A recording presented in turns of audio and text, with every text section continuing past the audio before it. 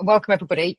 Just a quick one. Jen and Adam, can you pop your camera back on? We seem to have lost you. It's fine because you will come up at some point, but we're just conscious we can't see you. Oh, there you go. There we go. Okay, so oh, now I've lost somebody else. Luke's gone now. We're just going to carry on. Technology, right? I'm just going to introduce everybody very, very quickly. We've got some brilliant questions, and then what we want is ideally to leave loads of time for anyone watching to add some comments, questions into the chat. We've also got some additional questions as well from just sort of our conversations that we've had recently as well. So don't worry if they aren't particularly forthcoming initially. We've already got some sort of audience questions to start off with. But just to introduce our panelists, so welcome to the Construction Inclusion Coalition's International Women's Day panel.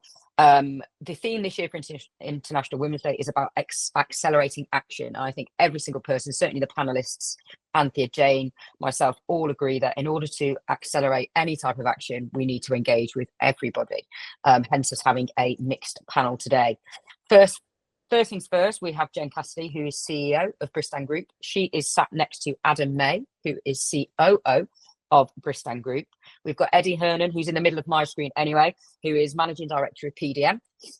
Richard Bowes, who is Sales Director for UK and Ireland of Knaus. Angela Rushforth, who is Managing Director of Toolstation. And then finally, Luke Richardson, who's FD of Sustainable Building Solutions. Luke, I can't quite see you on my screen as yet, but I will work that out as we go.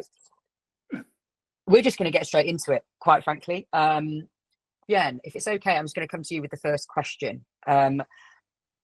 Why does inclusion matter across all levels of construction? So from branches, factories, the office, and how can we show that it benefits everybody, including that sort of, the group that we talk about in construction a lot, that group of straight white men, by improving safety, teamwork, productivity? So I think that, the primary reason that inclusion matters is that we as a construction industry are facing a skills shortage, and it's increasingly challenging, due to ever-changing environment, to bring the best talent into this industry. And we know that for us all to succeed, we need to attract and retain the very best talent, and to really ensure that working in construction appeals to everyone as a career. The stats tell us that's not the case right now. There's very few, certainly females, that would consider a career in this industry.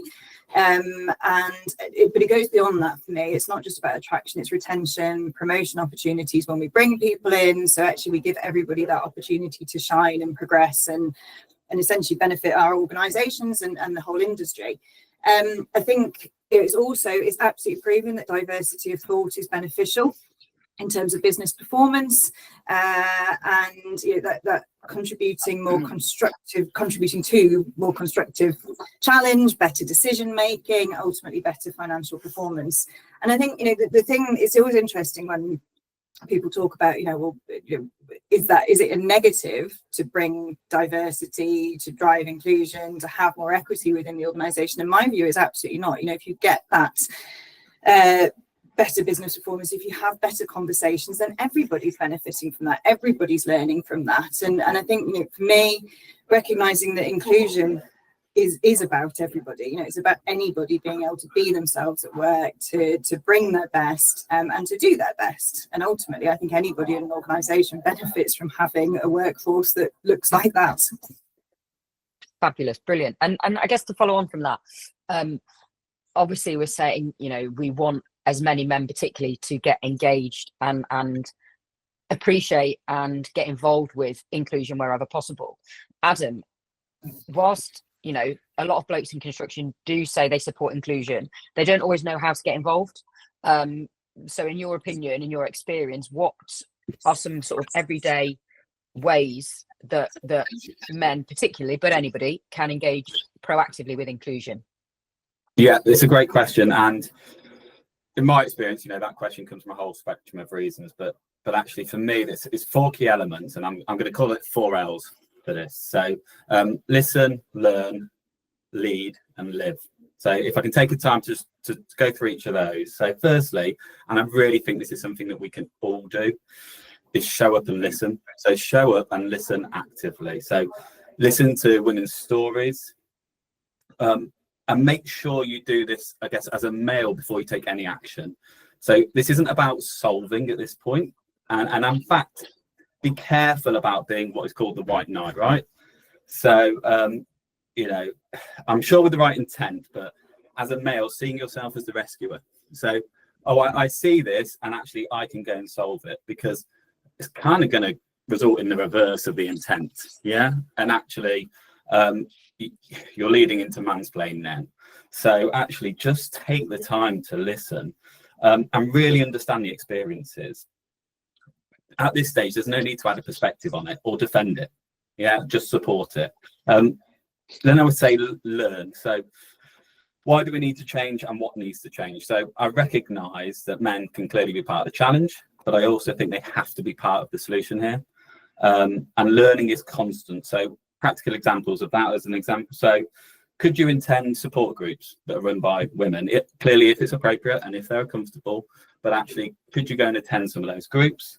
And take the time to understand and normalize female issues. So, you know, such as periods, menopause, endometriosis, and so forth. So I'm not saying you have to be, you know, medically aware, but take the time to understand it. And then consider, you know, even the small stuff really matters. What might be seen as small stuff. So, for example, do you genderize tasks? So who takes the minutes? You know, have a think about that. Who does the tea round?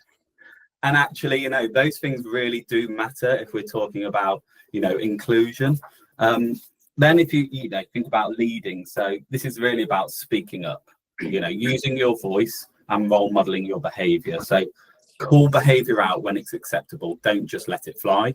But also be available when someone needs that support. So as a bystander, be available, or in a support network beyond that. And then it's about spreading the message, you know, as a male ally.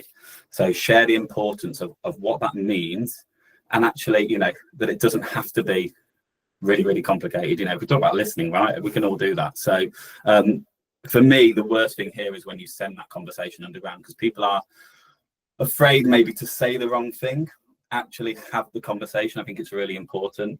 And then lastly, you know, I said live. So live as an ally and have the will to change. So be challenging yourself. You know, everyone's on their own journey, and you know, I've made mistakes, and actually it's about learning from those mistakes, because you know, maybe you don't understand the intent, what happens with that, rather than the intent, which I'm sure is, you know, the right intent, and be vulnerable enough to do that. So I really think journeys are really powerful here. And actually, again, if you're talking to another male ally, yeah, actually, I got that wrong. That's okay, because what did I learn?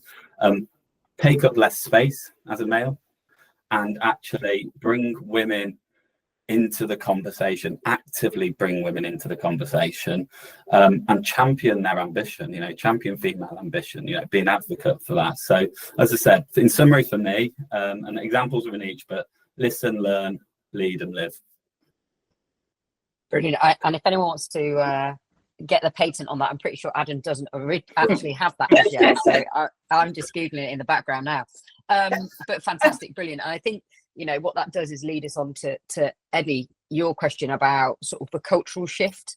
You know, we can all lead, particularly, you know, from a work perspective, some of us have sort of leadership responsibility, whether it's site supervisors all the way up to sort of senior exec level. How can we as leaders create a culture where inclusion is a shared responsibility, as opposed to, you know, those from underrepresented groups, those from minority groups to take the responsibility for? So how can we share that responsibility? Yeah, thanks, Sophie. An interesting one for me. I've got a 30-year-old daughter who's constantly talking to me about inclusion, diversity, and so on. And coming on to this panel has obviously made me reflect on, you know, the industry I'm in and where we've came from. And I've been in the industry for over 40 years. And when I look back to 30, 40 years ago and what construction was like, it was 100% male. The environment was completely different from what it is just now. There was a complete male-orientated culture. And I think if we look to where we are now, we have made a huge amount of strides to improve that. In my opinion, the culture has changed. And I think it's changed because we need to set standards, and that responsibility lies not just with the senior leaders in the business, but right across the whole teams. And when I get into a workplace now, I think we have a more modern and inclusive workplace. I think that makes it more encouraging and more inviting for females, underprivileged groups to feel comfortable in that space. And I think we need to continue to work to improve that type of environment so that people feel happy in the environment that they're in. Certainly for the business I'm involved in, 25% of our managers now are now female, 6 out of 24, which I'm really proud of. Our senior leadership team, we have 4 out of our 9 senior leaders are female. 3 of them have been with the business for 20 years. So for me, it is about leading, having a leader that's leading by example, having respect, whether you're male, female, from any other types of groups. And I think in the world we're in just now, having that definitely improves profitability. I think it's good for the business. It creates a healthier health and safety culture. I think encourages younger people into your business. And I think now with, when I look at, we now offer flexible working and so on and so forth, I think hopefully now we're getting to a stage that the next phase for us is to find a lot more female people coming into the construction industry, where maybe 5, 10, 15 years ago, they wouldn't have looked at that as being a career option for them. Yeah, brilliant, thank you. And I think, the general consensus, there were loads of nods from the rest of the panel, Eddie, when you were saying about, where the industry was to where it is now. I appreciate, obviously, we've got a way to go, but just talking about your specific stats at PDM, it just demonstrates it's completely achievable with the right culture, with the right leadership, with the right intentions. And I think that's really, really important. One of the really, really important things, and actually, Eddie, you sort of demonstrated it yourself in terms of your experience just then. Richard, that storytelling and those lived experience, how can that help people across construction, at any point in their careers, any level of seniority, at any point within the supply chain?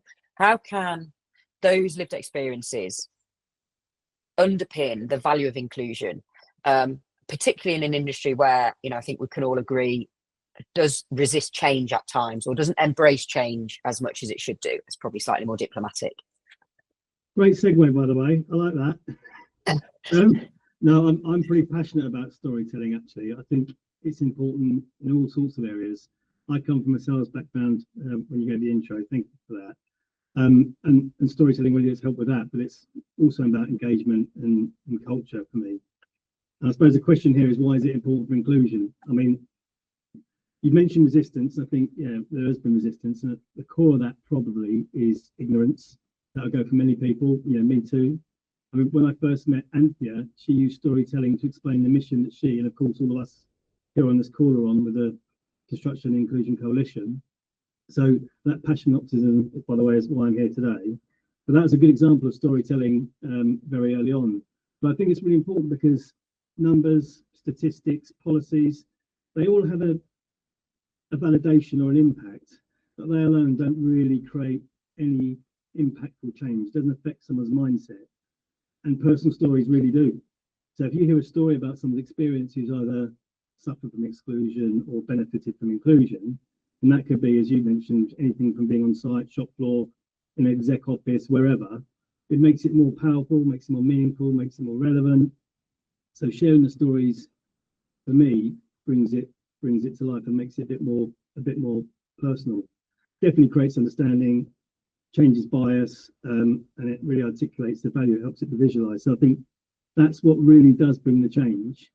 And I'm sure in many people's work life on this call, they're talking about data a lot, and data is important, but the storytelling is even more so, I think, if you really want to make a change in direction. So for me, the storytelling part is really powerful, and in the context of this call, really articulates the value and impact of inclusion.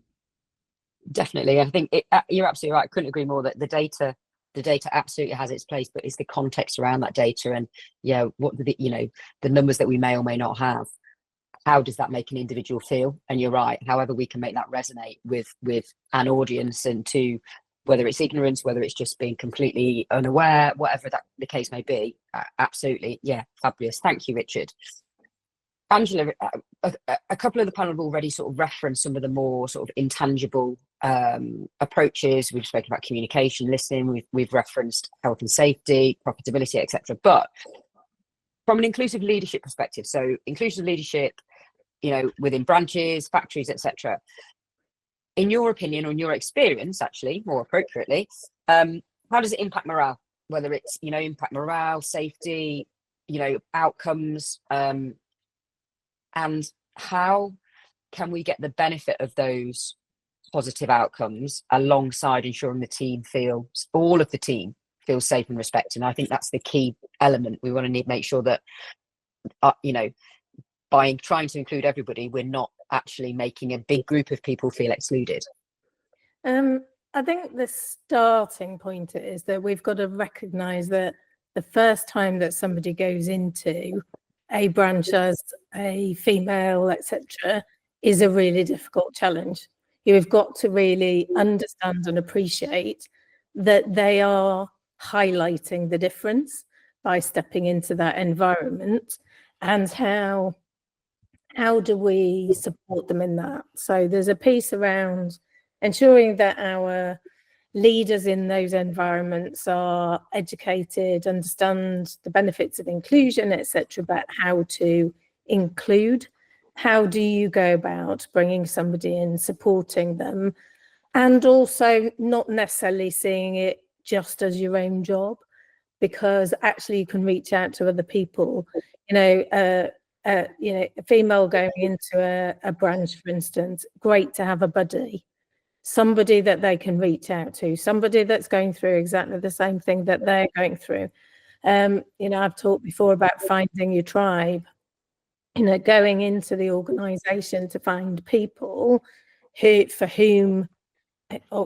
are also feeling different, so that they know that they're not the only ones and they can work through it, etc. I think that's the biggest challenge in our sort of branch environments and our factory environments. It's probably the first person that steps into it is going to find it the hardest, because the second has got a role model and has got somebody to support them and to engage with them, etc. So, putting really time and effort into understanding how to support that person, because a lot of those environments believe that they're inclusive until they see difference, or until we introduce difference.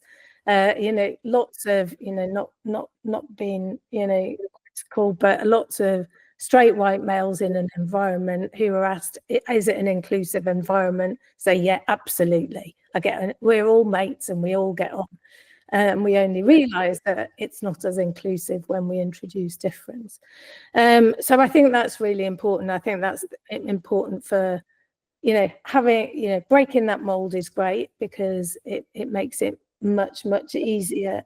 I think it's then about, you said about positive outcomes, it's about celebrating those positive outcomes when we see people who are different succeeding and making a difference. In an organisation that I was in, the first thing the branch manager said, this person isn't going to contribute. It's a female, they were a graduate trainee, they're not going to make a difference to my business for 2 years, and why am I taking them on?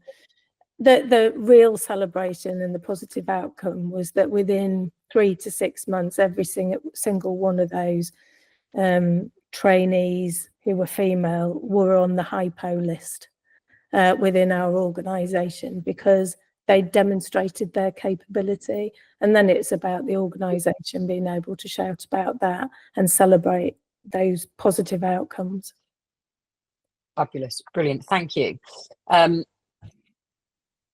of those positive outcomes is allyship, and we've spoken about being an ally. I think Adam said as his lead and live. We were talking allyship was rolled into that.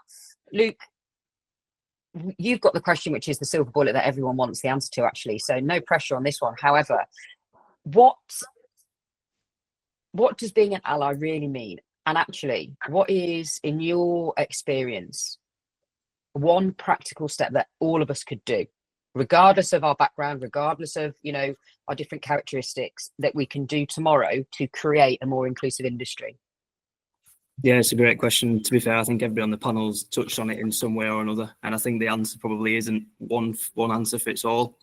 For me, I think being an ally in construction or in any walk of life isn't just, I think if you asked anybody in a room, everybody would say they're an ally. I don't think anybody would really say that they're against anything. I think demonstrating those behaviours is the key. So what are you like behind closed doors? What are you like when you're not with the people that you're trying to support? Is really demonstrating those behaviours.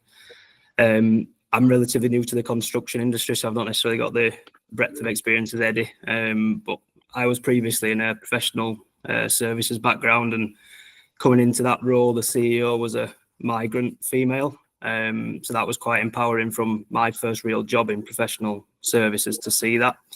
I think the big thing for me for being an ally is when you're seeing something happening, calling it out, because some people don't necessarily see that they could be offending somebody or not bringing somebody along with them.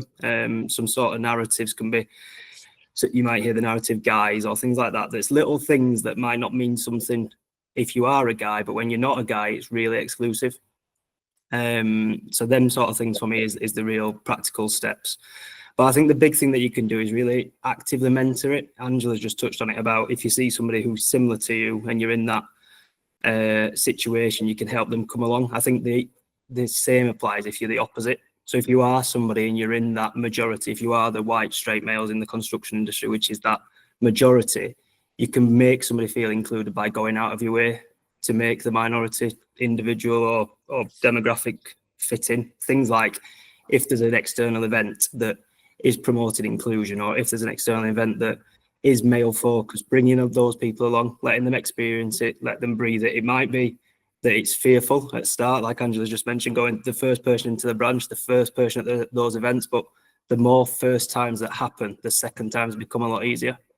So I think that's the real key thing for me. I think it's calling things out when you see them that you're morally disagree with, but also bringing those people along is the main thing for me. Fabulous. And actually, you know, some of the stuff that you've just said, Luke, I've been making notes on everyone's questions, but, you know, calling people out, we have to give people the opportunity to learn and make a different choice and, you know, use a different phrase. If we don't call people out or we don't support people to get a different awareness, then they'll always make that mistake, you know, so there's absolutely that. The bias side of things, you know, actually flipping it to say, actually, if I think I know that I'm different to this person who's new in this scenario, our bias means that we will always be have an affinity to people who we share characteristics with. So going against that is a brilliant way of pulling people in. And actually, you know, the first thing you said was the answer isn't one size fits all, which sort of says about inclusion is that we have to treat everybody differently, because otherwise, you know, you know. So yeah, fabulous. There are sort of just for the audience's perspective, there are sort of questions that we had set that we wanted to sort of set the tone and sort of build into some questions from you lot. So the chat box is open. If you've got any questions, whether it is for someone specifically or just the wider panel, I'm going to keep an eye on that. But before you probably have a chance to type, but please do just type those in. We're going to talk about the elephant in the room. We're going to talk about quotas, and we're going to talk about, you know, hiring the best person for the job, because I think, you know, and I think Donald, good old Donald across the pond, Donald's got quite a lot to answer for when it comes to impacting people's views of diversity and inclusion. One of the things that comes up a lot, which no doubt we've all heard, is, you know, we already hire the best person for the job, so you know, I don't need to be inclusive. That ultimately links directly to quotas. Well, if I have to hire this type of person, and the negativity that surrounds that. So Angela, I'm coming to you really on this one. We already hire the best person for the job. Yeah. That is what we do. We all have processes, we all have HR policies, you know, that is what we do. However, why, despite us always hiring the best person for the job, should we still focus on inclusion? The key thing for me is we're not going to change from recruiting the best person for the job, and actually we always should be recruiting the best person for the job. But the question is, have we had an inclusive process? Have we brought all the right people into the process? Have we got everybody who we believe should be in the process? Because, and I think, you know, it's down to us as leaders to continually challenge shortlists, long lists, etc., and say, are you really sure that I've got as many people as I possibly can? And, you know, I think it's a pretty well-known fact that women don't necessarily apply, you know, if there's 10 attributes that a job requires, if there's 3 or 4 of them they can't do, they'll opt out. Whereas the man will go, well, what the hell, we'll go for it anyway, we'll have a go. And therefore it's down to us as leaders to know in our business who are those people who are capable, who might not have put themselves forward, who haven't put their hands up, etc., so that we bring them into a fairer, more inclusive process, and then we hire the best person for the job. You know, absolutely, we you know, number one, we hire the best person for the job, because as organisations, that's what we want, that's what we need, that's what will help us succeed. But it's the questions that we ask before we get to that point is, have we really been fair in this process? Has the interviewer, you know, had any bias in that process, you know, in terms of, you know, I've had discussions with people saying, right, what is it we need in this role? And they'll be really clear about what they need in the role, this, you know, in branch.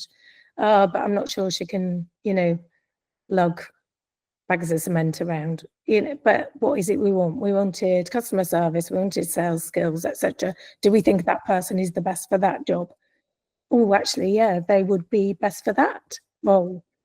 And we, you know, not allowing people's biases to recruit the wrong person for the job, ultimately, I think it is hugely important.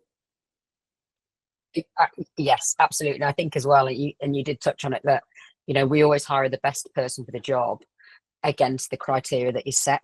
So Absolutely. There is also the conversation about actually that criteria. Are we hiring for values and aptitude, or, you know, so.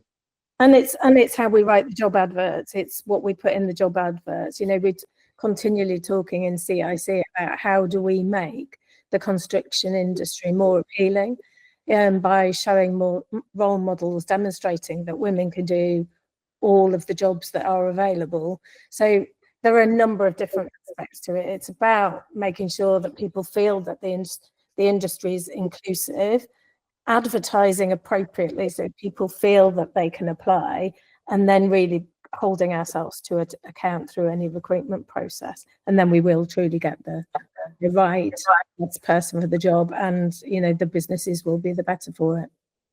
And I don't want to put words in your mouth now, Angela, but, you know, we follow that process, we follow that approach, and we commit to that, and therefore we negate the need for quotas.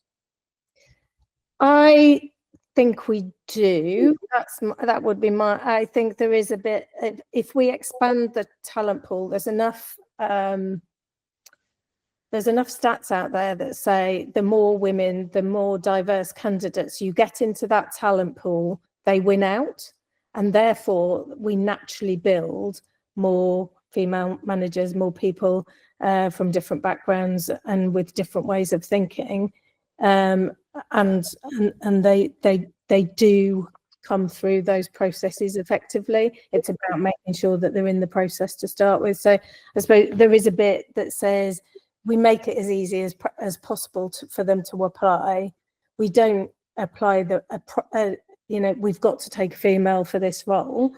We've got to take the best person for the role, but we make sure that all of the processes and the talent pool that we expect is the widest that it can possibly be. Fabulous. Yeah. And yeah, you know, I think having targets is one thing, and having quotas is a very, very different approach. And I think, you know, sometimes we need to differentiate between the two. Fab. Thank you.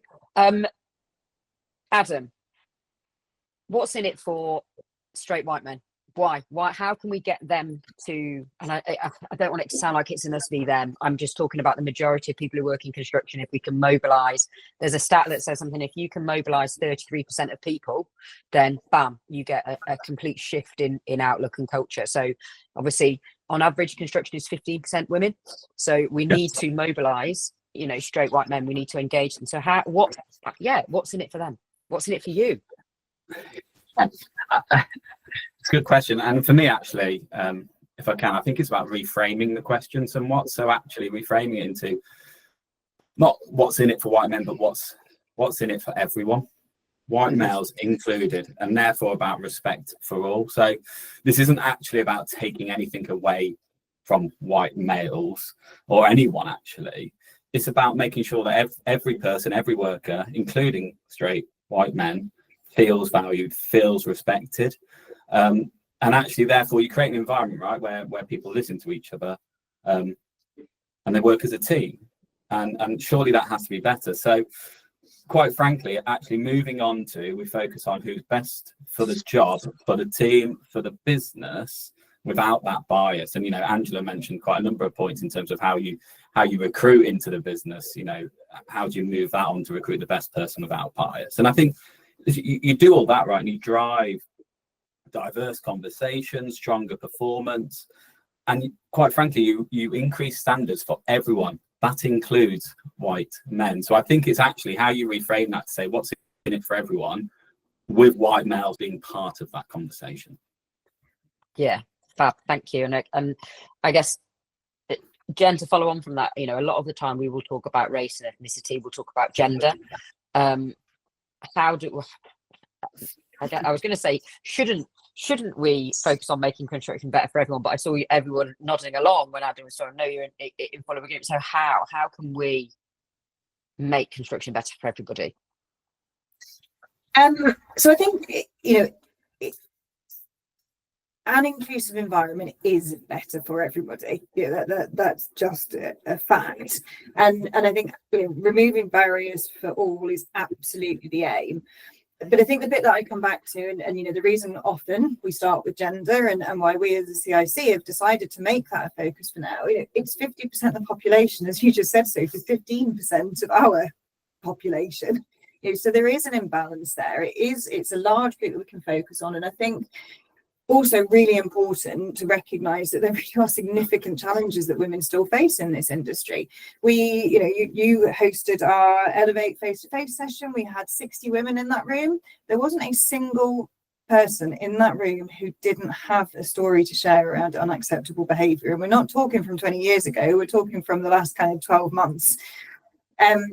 We had another thing shared, actually. We ran some panels internally last week, and actually I was fairly horrified by this. We regularly have people calling into our customer service centre saying, can I speak to your boss? Can I speak to a man, please?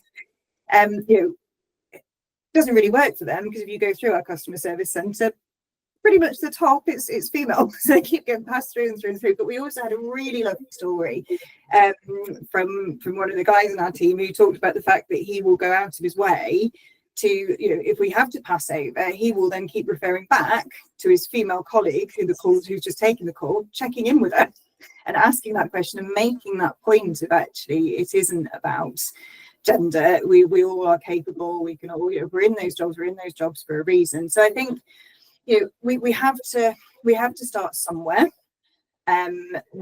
You know, again, certainly from a CIC point of view, we believe strongly that if we focus, we'll have more impact. And I think, you know, that applies to every business challenge, doesn't it?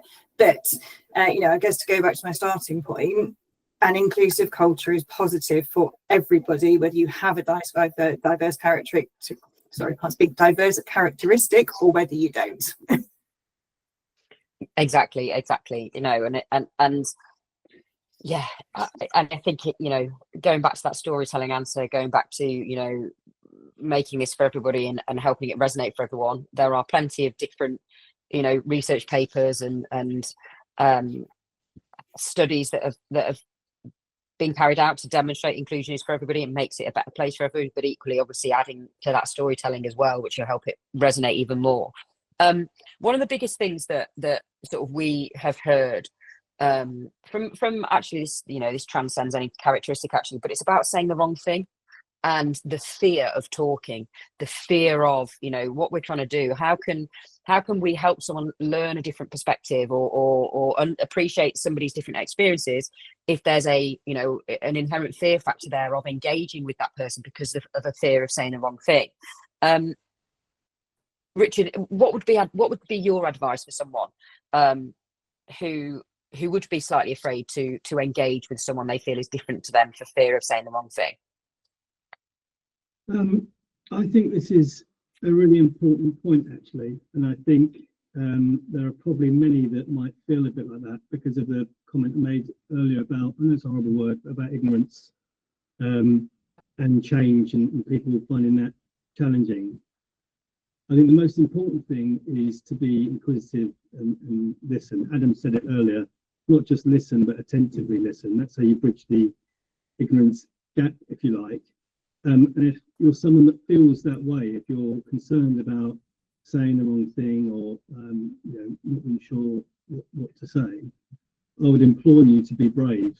I think no one's perfect. This is a change journey, and if you're one of those people that is accepting of the current situation, you're not making any other change. So I think if people are fearful, they should just be brave and be inquisitive and listen carefully to those responses to help bridge the gaps that they may have, frankly. But I'll go back to the point that, you know, just to reassure anyone that does feel like that, you don't have to be perfect, you just have the right intentions and be interested in the response. Fabulous. Thank you, Richard. And I think that bravery is so important, definitely. Luke, do you think this just adds more red tape? Do you think this slows down work? Do you think it adds in extra hassle?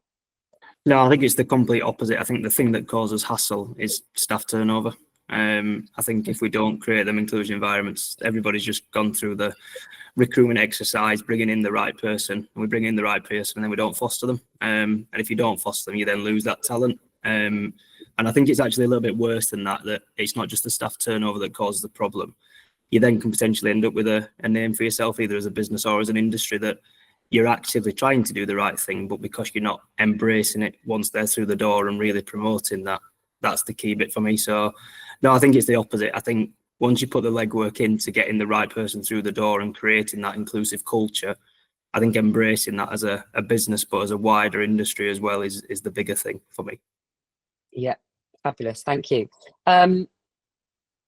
Eddie, you referenced health and safety actually in your initial question.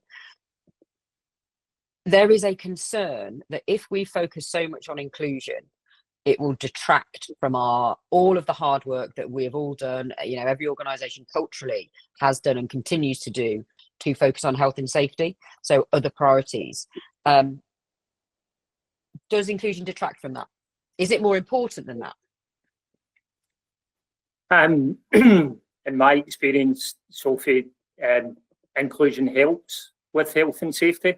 I think there's, you know, going back again, there's always been a culture of just getting things done. I think, you know, in a predominantly male environment, men are men and they would just go and get things done. And sometimes in the past, without the proper due consideration of health and safety, I think with a more diverse workforce, I think there's perhaps more responsibility there. There is a different feeling towards health and safety, and in my opinion, would be a far safer place to work if we have a more diverse workforce.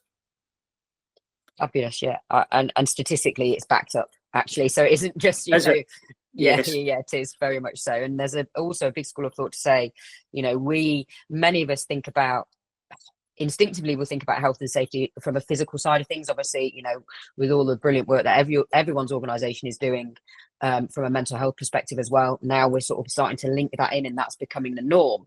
But actually, whether someone feels safe, whether someone feels like they belong, you know, is a core element of health and safety anyway. So actually, if anything, it just adds another layer to health and safety overall. I'm going to jump into the chat box now because I've had a couple of questions come through. Becky has asked, what are the biggest faux pas you still see regularly, and how do you tackle them? So this was referenced, Richard, when you were answering about people being afraid to say the wrong thing. So, you know, these faux pas, I'm assuming based on the question that was being answered at the time, are about things that people say or things that people do. So either behaviours or comments. And how do you deal with them? I appreciate that from the panel's side of things, we all have that level of seniority. So we could argue that it's easier to deal with them to an extent because we have that sort of, that the seniority, line management responsibility potentially.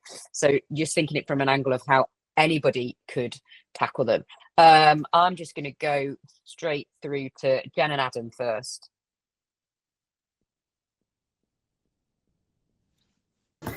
Sorry, I'm just on the mute button. What do we see? I think I don't mind faux pas. You know, I think you know, to the point of not being you know, we don't get offended when people do things accidentally. I think it's the intentional microaggressions that are frustrating. And I think, you know, to share some of the things that we talked about a couple of weeks ago, you know, it's down to just, well, there was a brilliant one shared around a team had been out for dinner and it took 3 attempts to get the bill to the right person because they just could not accept that it was the females at the table. You know, I think things like that are really interesting. And you know, Sophie talks brilliantly about microaggressions, and it's that constant nip, mosquito bites that kind of that gets you in time. So it's things like that. It's making sure that actually females are comfortable on nights out.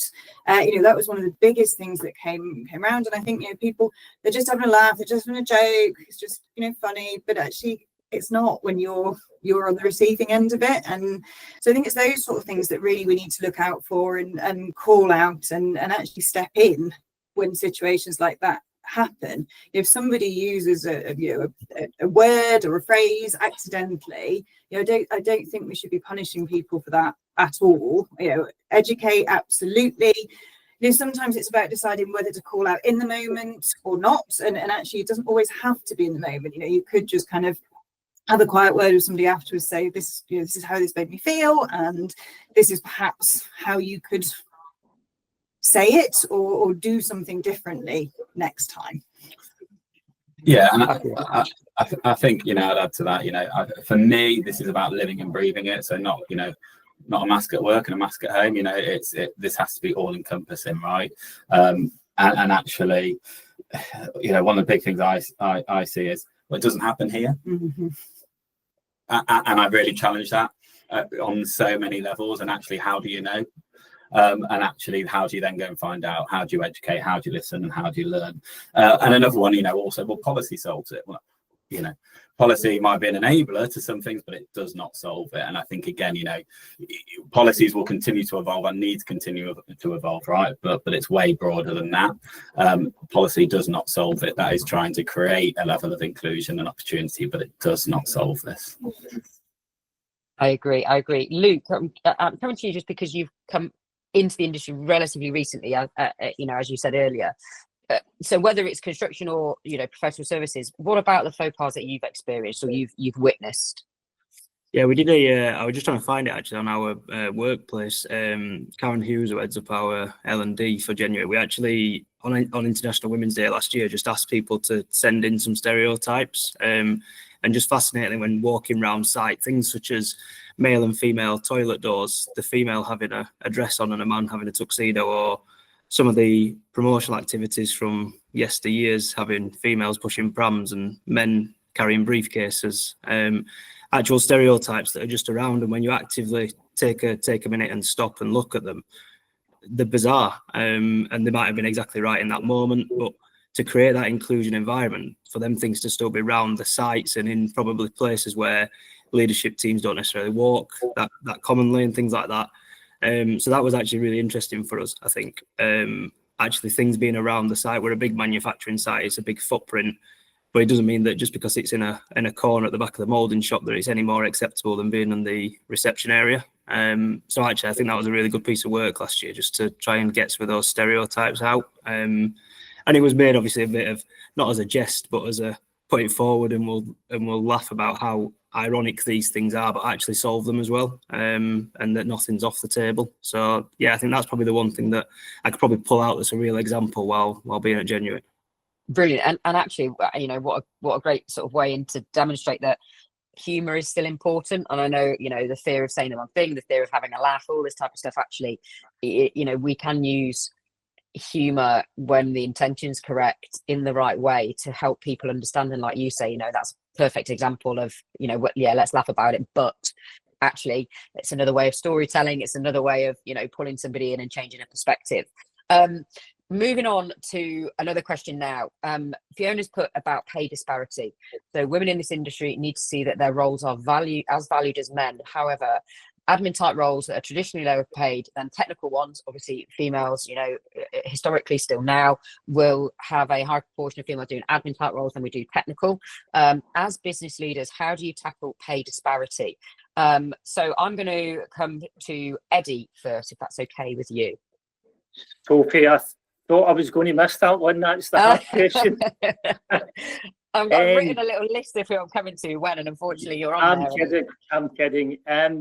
It's a very good question, and perhaps could come under the title of unconscious bias, and how we look at pay, and how we reward our colleagues for the jobs that they do.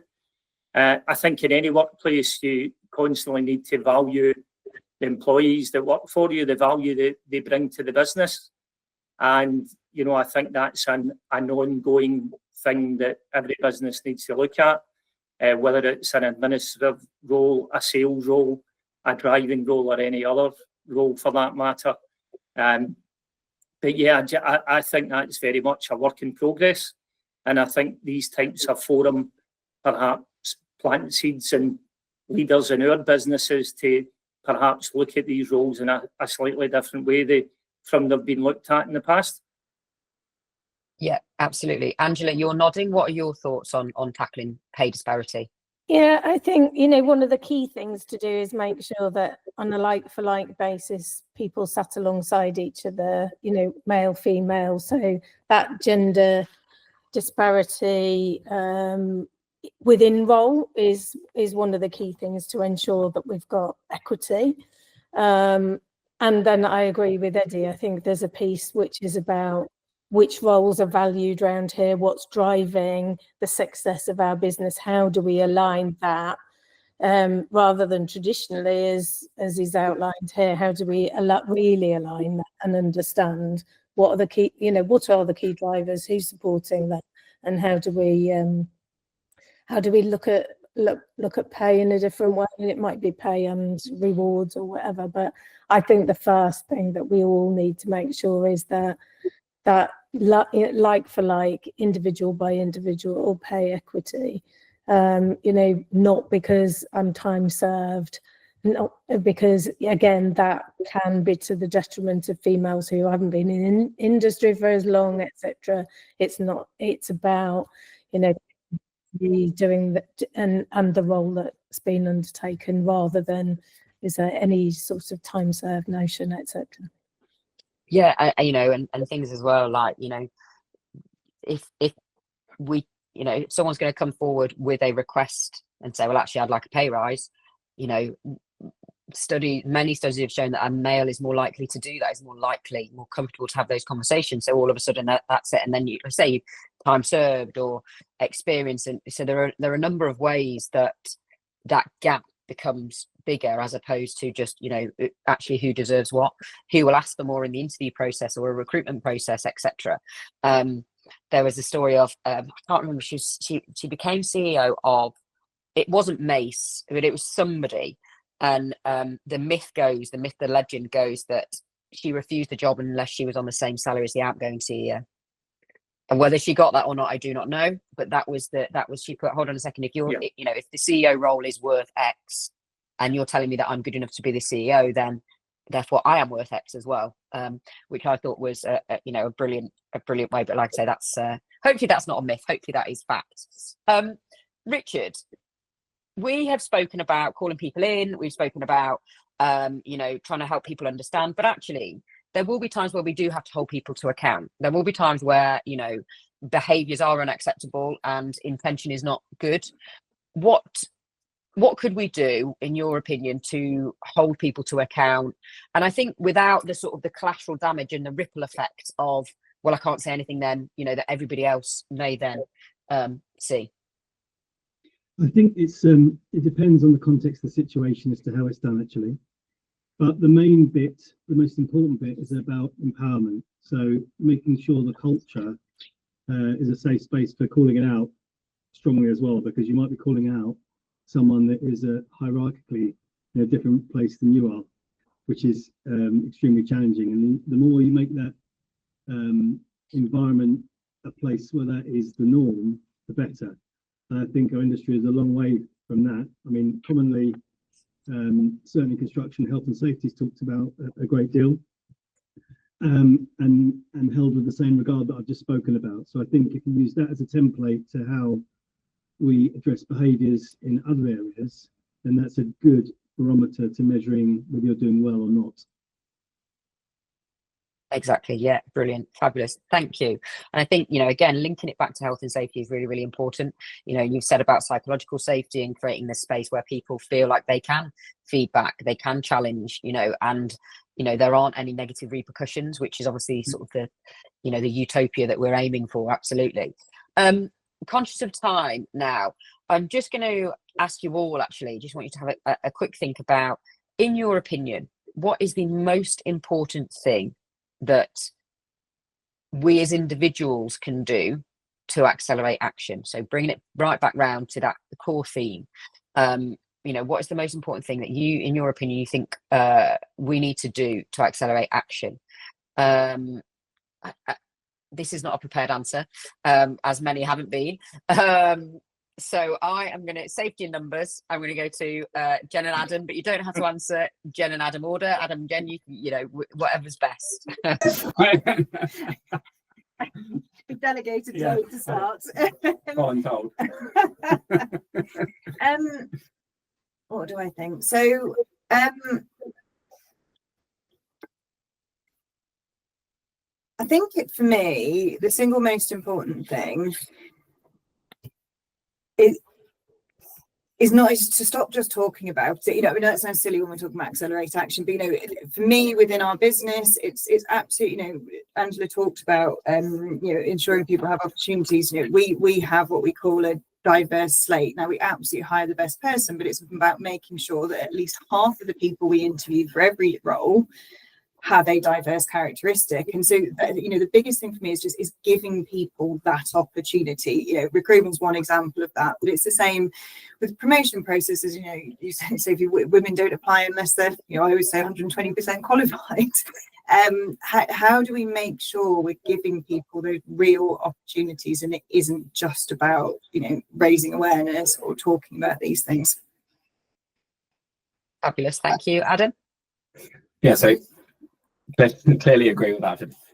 No, clearly agree with that. I think therefore taking maybe a you know, slightly different view then is about how we share what male allyship is, right? How do we help people understand what being an ally, regardless of what that refers to, what it is and maybe what it isn't, and actually therefore that people feel comfortable that they can become an ally. So spread the word, you know, create more allies, give people the space to be an ally, so that actually you can then get, you know, more people trying to drive that change, drive that action forwards, and educate, quite frankly. So I guess, you know, leaning kind of on from that is actually how do you then create real change with allies supporting that. Fabulous. Thank you. Richard? I think for me, it's the most important part is the cultural change, and it really articulating why. It doesn't always have to be storytelling, which is a question I answered earlier, but it's really making people truly understand why it's so important. And there's many reasons, not just statistical, but I think that part of it is critical to making sure that there's an engagement and then the shift that we all really want to see. Fabulous. Thank you. Luke? I think the biggest thing for me while I've been here is Layla, who's our head of HR, is a really good voice of reason for me. When we're trying to get people into the industry, I think you have that unconscious bias to almost try to recruit yourself or recruit what you're used to. I think having somebody in your team or in your business that you can bounce things off, that potentially looks at things in a different way, is really good. So when we talk about trying to get people into the industry, if the job advert's been written by a white straight male, get somebody to read it who's not a white straight male to see if they read it in the same way as you. It sounds really daft, but until you get somebody else to really read it through that's not in that perception, you really get them golden nuggets of information that might encourage people to come into our industry. So I think trying to find that person in your industry that you can really trust and have those open conversations with and be happy to be challenged, because not everybody gets it right. Everybody said that on the call, and it's right to get things wrong. That's how we learn.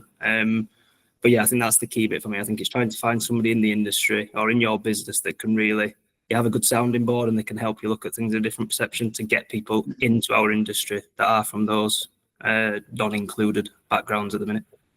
Fabulous, thank you. Eddie? Yeah, I think it's back to culture and creating the right culture in the business. I think as leaders, we need to drive the culture in the business. For us, the environment, the trade counter, the talk that goes on at the trade counter, for me, that's the culture in the business, what we allow and what we don't allow, what happens in the canteens and stuff like that. All of those things hopefully point towards a diverse culture. Definitely a bit around recruitment and how we can find a better way of getting a more diverse workplace, apprenticeships and so on. And I know there's a lot of work going on by Builders Merchants Federation and so on to try and assist with that.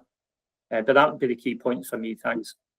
Nice one, thank you. And then finally, Angela.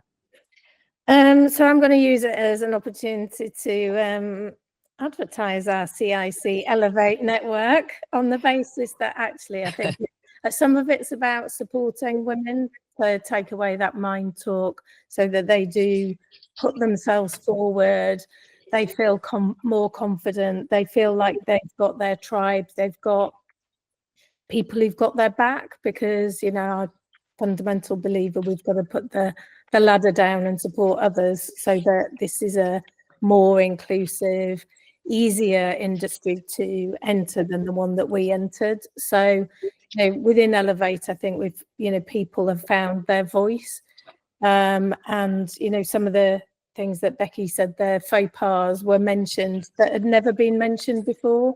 People had kept those things to themselves about what had been said to them inappropriately, and I think the action therefore is, who are the females in our organisation who would benefit from being part of a network, being part of the mentoring programme that we're setting up, etc. And it's how do we support people to feel confident, because it's not just about recruiting people, it's retaining people, and it's getting those females, those from diverse populations into senior leadership and management roles.